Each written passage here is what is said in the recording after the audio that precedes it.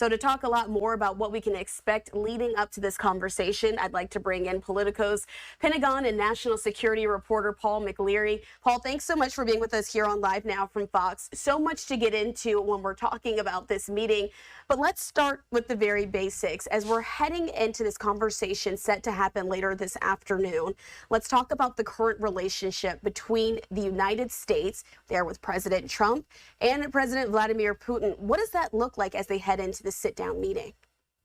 Yeah, the relationship, I think, isn't where either leader kind of thought it would be 7, 8 months into Trump's presidency, right? Trump kind of came into office saying he's going to forge this peace agreement in Ukraine within a day or a few days of being inaugurated. That didn't happen. I think Putin had higher expectations of where their relationship would be. Every time they've spoken in recent weeks, the last few conversations, Trump has come away pretty visibly angry with Putin. We didn't see that in his first term, right? Putin, it seems, kind of tells Trump a bit what he thinks he wants to hear. And then as the president has said, the next day after the conversation, a hospital gets bombed in Kyiv, or there's a new Russian offensive in Ukraine. So Trump is pretty frustrated about what he's gotten from Putin. And as you said as well, the two leaders seem to be coming at this summit kind of from different perspectives. Trump surprisingly is taking a bit of a minimalist view, saying, well, this is the first meeting, we want to bring the Europeans into the next meeting, where Putin and his advisors for the past 2 days have been talking about economic deals with the United States, partnerships, like opening up trade, things like that. So I don't even know if they're reading from the same script here going into this meeting. It's interesting that you frame it like that, reading from the same script. And we also know that President Trump and his administration, as you said, initially framed this meeting as one that would end in some sort of peace agreement. But it seems like that rhetoric has really been pulled back over the last couple of days. He's really been more talking about a second meeting being the one that's most important, sort of saying success is going to be if he can agree to a second meeting after this first sit down. Yeah, I mean, peace is hard. And Vladimir Putin has shown no desire whatsoever to even institute a ceasefire in Ukraine, right? I mean, every time that there's talk of some sort of ceasefire or peace agreement, there's a new offensive in the south in Ukraine. There's another massive drone attack on Kyiv, which have really ramped up in the past few weeks. I mean, there's hundreds of Iranian-made Shahed drones hitting civilian targets in the capital and in other cities. So I think there was some hope from both sides that this meeting would come to some agreement, it's really hard to see that happening. And as the European leaders have said over the past few days, that there's not going to be any peace agreement in Ukraine or settlement without Europe and Ukraine at the table. That's why President Trump has said he's hoping for another meeting, because I think he's heard that message. And this is a different Europe than we saw during the first Trump administration, right? There's new leadership. They've dealt with President Trump before. They're a little more confident. There's been tens of billions of dollars in defense spending over the past several years in Europe. So I think Europe is a little bit stronger and more united than they were the first time around. And they've also been prodded a bit by the U.S. tariffs, right? So there's some anger, but I think there's a lot of hope and very guarded optimism from the European diplomats I've spoken to. Because some of the leaders in Europe, I do have pretty good relationships with President Trump, right? Finland, UK, Germany, all these newer leaders, even France, have gotten to know him, and there's a push and pull, but it seems a little healthier than the first time around. And so as you're talking about some of those European leaders, we're still showing this live vantage point of where this meeting is set to happen there in Alaska as well. I want to put up this post there from the Ukrainian president, Vladimir Zelensky. He talked earlier this week. We also know that he was able to speak to President Trump too as well. But this is about his meeting that he had with the UK Prime Minister Keir Starmer. He said a good productive meeting there with UK Prime Minister Keir Starmer. We continue to coordinate our positions.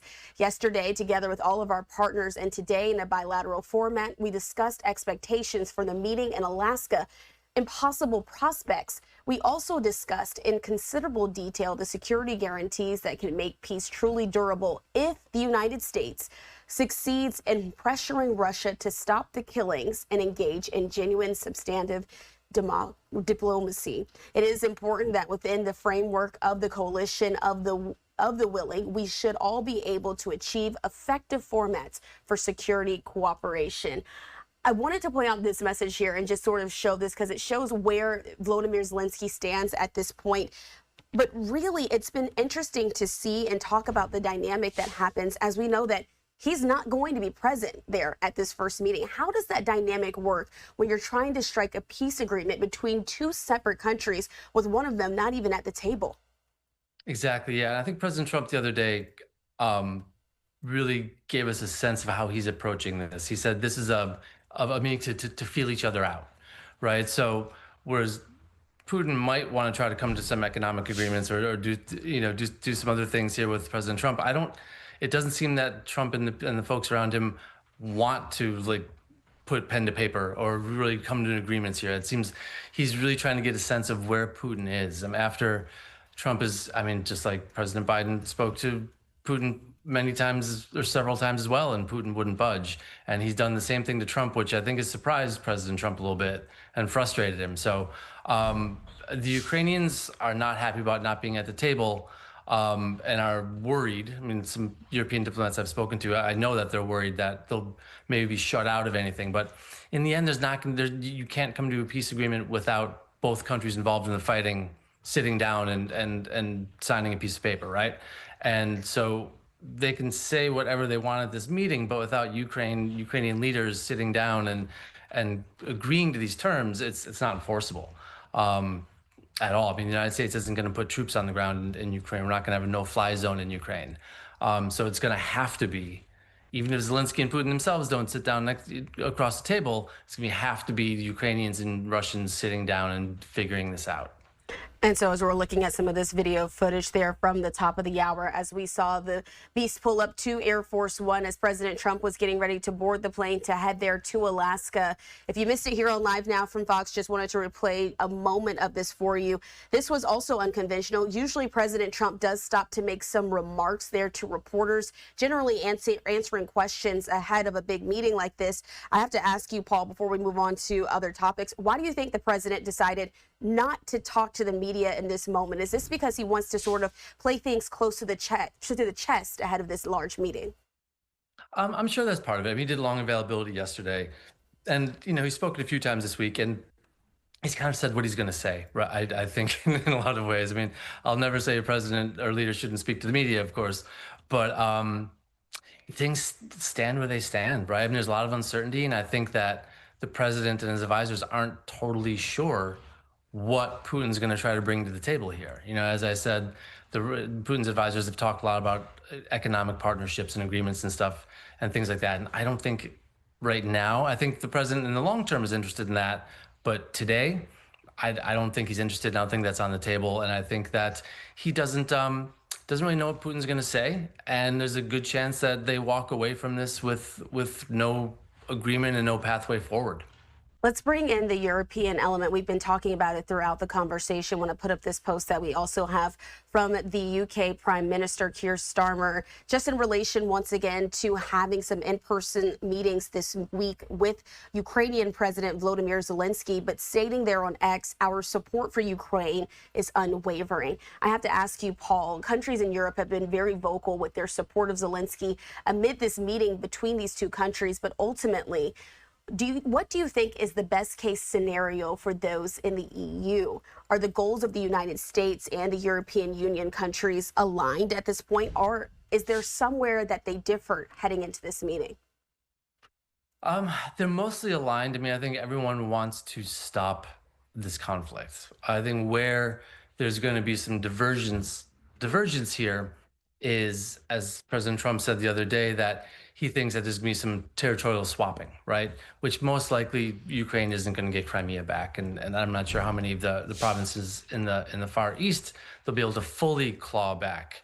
But Zelensky, just for his own political survival, can't agree to that publicly, right?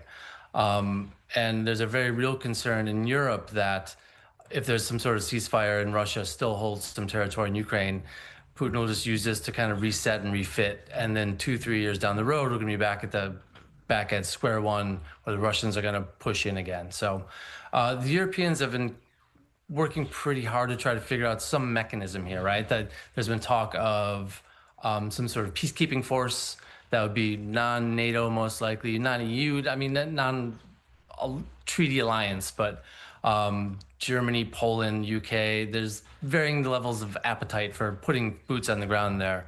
The United States is definitely out. I mean, there's no question that the United States will not have troops on the ground under any president, probably, in Ukraine. But I think that's what the Europeans are looking at. They're looking for some sort of progress, and they want Russia to be pushed back to the pre-2022 borders. I mean, you're not going to get back to the pre-2014 borders, but it would be really difficult to just call a ceasefire at the present front lines and leave it as such.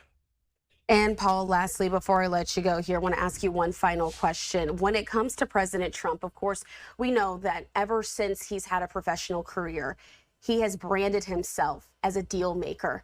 But ultimately, in the last few months, especially within this administration, he's trying to make his mark as a peacemaker.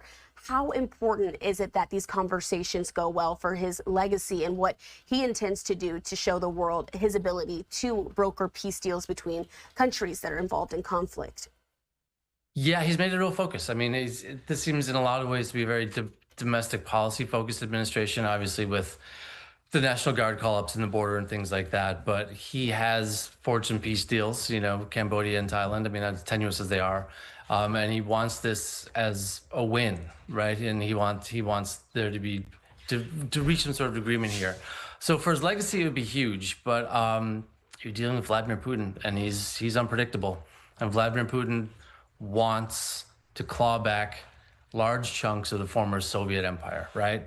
His foreign affairs advisor, Sergei Lavrov, showed up in Alaska today with a Soviet Union sweatshirt, a CCP sweatshirt, which says a lot. And Lavrov is good at trolling, and he's good at sending kind of subtle messages like that, although this one wasn't so subtle. But he wouldn't do that without Putin's okay, right? So I think that says a lot about just the divide here, right? That Putin wants to rebuild this kind of Soviet empire. And to do that, he's going to need Ukraine, and Europe and President Trump and the United States do not want to happen. So it's going to be tough to find a middle ground there, if there is any middle ground to find. And it'll be one that we're interested in watching here on Live Now from Fox. And I want to thank again Paul Mcleary there with Politico for breaking down the very latest ahead of these talks that are going to be happening there in Alaska. We appreciate your perspective. Of course, this is something we're going to stay on top of here on Live Now from Fox.